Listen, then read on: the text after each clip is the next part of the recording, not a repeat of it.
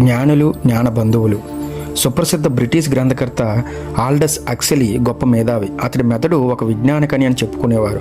ఆయన శ్రీ జిడ్డు కృష్ణమూర్తి గారికి ఆప్తమిత్రుడు. హక్స్లీ కృష్ణమూర్తితో ఒక మారు ఇలా అన్నాడు: నేను సైన్స్ని గురించి, చిత్రలేఖను గురించి, కవిత్వం, వేదాంతం, బౌద్ధం, హిందూ మతం మొదలైన వాటన్నిటిని గురించి సాధికారికంగా ప్రసంగించగలను. హక్స్లీ మెదడు సర్వశాస్త్ర సముచ్చయమని కృష్ణమూర్తి గారికి కూడా తెలుసు. కానీ ఈ మాట కృష్ణమూర్తితో అని హక్స్లీ, మరి నేనంత విజ్ఞానం, పాండిత్యం కలిగి ఉంటే ఇక నాకు నూతనము, స్వతంత్రమైనటువంటిది, ఒరిజినల్ అయినటువంటిది అనుభవంలోకి వచ్చేనా అని అనుమానం కలుగుతున్నది అన్నాడు. ఇది ఎంత విచారకరమైన విషయమో ఆలోచించండి అంటారు శ్రీ కృష్ణమూర్తి మనతో. అందుకే హక్స్లీ చివరకు మెస్కలిన్ వంటి మాదక ద్రవ్యం సేవించిన ఆరంభించాడు. అదేమిటంటే ఒరిజినల్ అయినటువంటిది ఏదో ఒకటి నేను కనుగొని తీరాలి అని సమాధానం ఇచ్చేవాడంటారు కృష్ణమూర్తి. మరి మీ మెదడు పవిత్రంగా ఎంచే పాత గ్రంథాలనే వల్లే వేస్తుంటుందా, లేక నిత్య నూతనము ఒరిజినల్ అయినటువంటి దానిని కనుగొనగలిగి ఉన్నదా ఆలోచించండి అంటారు కృష్ణమూర్తి మనతో. అరుణాచల రమణులు కూడా శాస్త్ర పాండిత్యం ఆధ్యాత్మికతకు అనగా నిత్య నూతనమైన దానిని కనుగొనేందుకు అవరోధంగానే కనిపించేది. ఆశ్రమంలోని శ్రీ వెంకటరత్నం అనే అసిస్టెంట్ లైబ్రేరియన్తో ఏదో సందర్భంలో శ్రీ రమణులు ఇలా అన్నట్లు శ్రీమతి సూర్యనాగమ్మ తన పుస్తకంలో రాశారు. శబ్దజాల మహారణ్యం చిత్త భ్రమణాకారం అన్నారు పెద్దలు. అది దరిచేర్చేవి కావు. శాస్త్రపట్నము, పాండిత్యము, కీర్తి భోగదాయకములే గాని ముముక్షువుకు కావలసిన ముక్తి సాధకమైన చిత్తశాంతికి వినాశకరములే. పెద్ద పెద్ద బీరువాలు నిండుకొని ఎన్నో గ్రంథాలు ఎన్ననీ చదవగలరు. ఎన్నో మతాలు, ఎన్నెన్నో గ్రంథాలు.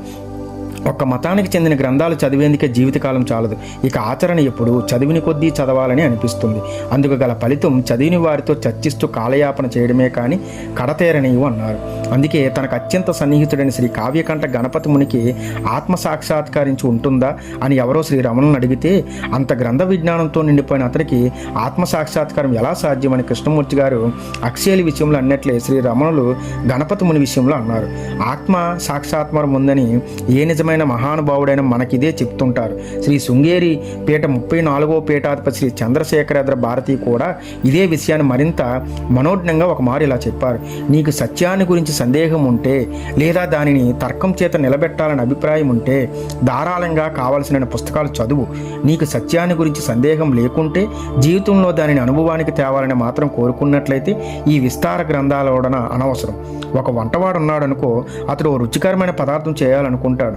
అప్పుడు ఆ భక్ష్యానికి కావలసిన వస్తువులు, పరిమాణము, వండవలసిన విధానము అతనికి తెలియవలసిన అవసరం ఉన్నది. రుచి చూచేసరికి ఆ జ్ఞానం అక్కర్లేదు. నేటి కాలంలో ఆచార్యుల వారి భాషలన్నీ చదివితే కానీ అద్వైత కాదనే భ్రమ ఒకటి ఉన్నది.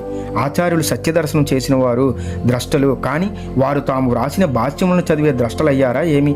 పోని వారు తాము రాసినది మరలా మననం చేసి అద్వైత దర్శనం చేశారనుకుంటే గోవిందపాదులు, గౌడపాదులు, సుఖాచార్యులు, వ్యాసాచార్యుల మాట ఏమిటి? వారు భగవత్పాదుల దర్శనాలను చదివే అద్వైతులయ్యారా ఏమి? అందుచేత ఆత్మదర్శనానికి ఆచార్యుల భాష్యాలను అన్నిటినీ చదవాలన్న నియమం ఏమీ లేదు. పోతే ఈ భాష్యలపై అనర్గళంగా ఉపన్యాసం చేయగలవారని మనం ఎంతోమందిని చూస్తున్నాం. వాళ్ళంతా అద్వైత సత్యానికి అతి దాపులో ఉన్నారని ఏమైనా చెప్పగలమా అన్నారు. అనుభవపూర్వకంగా జ్ఞానం సంపాదించిన వారు వేరు, జ్ఞాన బంధువులు వేరు. పూర్వం జ్యోతిశాస్త్రం, వైద్యం, వేదాదుల పరోపకారానికి అభ్యసించారని యోగ వాసిష్టంలోని ఈ శ్లోకాన్ని బట్టి తెలుస్తుంది.